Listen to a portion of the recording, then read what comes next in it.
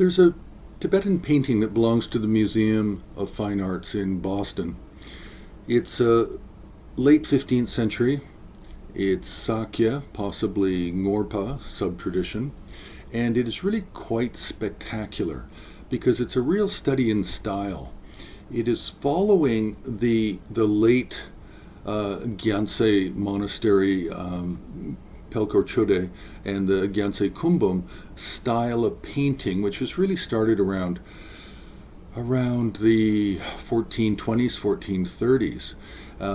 But this painting should be dated to the end of the 15th century because everything is highly stylized. Like it's stylized even more than what you would find in the monastery and the large stupa in Gyaltsen. The most noticeable characteristic is the face. The face is just following Nepalese Kathmandu Bhairava mask. There's no attempt to make it into any kind of a realistic, wrathful or angry figure. It is purely stylized. The hair is really quite amazing. It's supposed to be flaming upward, orange or red in color, as we can see here above the crown. But then if you look to the sides of Mahakala's face, you will see hair descending down his back onto his shoulders, and it almost looks like some kind of a hat. It's very unusual. The scarf that's around his neck, and it is a scarf, it makes this almost a halo effect, and then at the elbows it twists a bit and then extends downward in a different color.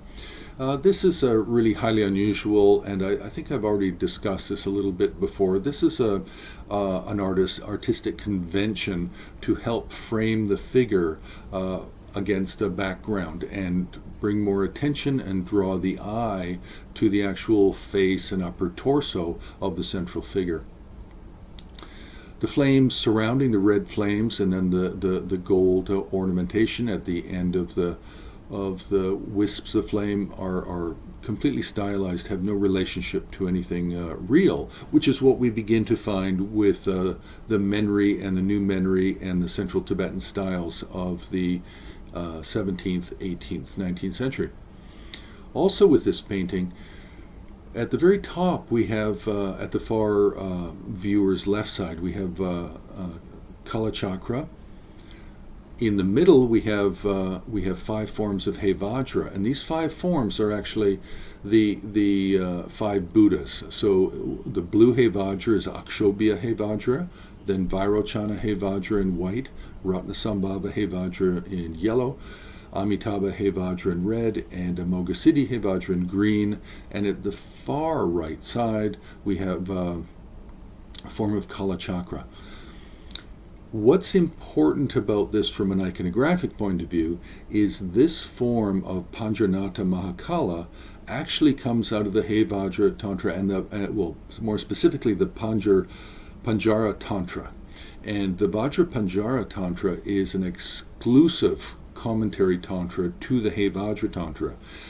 How we know that this Mahakala specifically belongs to the Vajrapanjara Tantra as opposed to just, aside from having the Hevajra at the top, how we truly know is this figure with one face and 2 arms has no staff resting across the forearms. The staff resting across the forearms with a Panjarnata Mahakala, that's coming out of a completely different tradition. That's coming out of the Rinchen Zangpo tradition of Mahakala.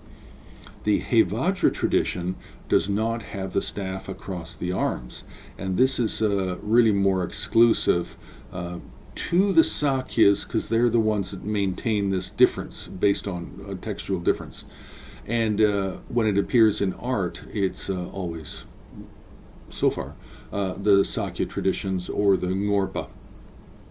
Also, there's descending down the sides, we have other forms of Hevajra. We have also Vajrapanjara. Then we have one-face, two-armed Hevajra, three-face, four-armed. And then we also have the six-armed. We also have the Hevajra Kurukula on the right side, halfway down.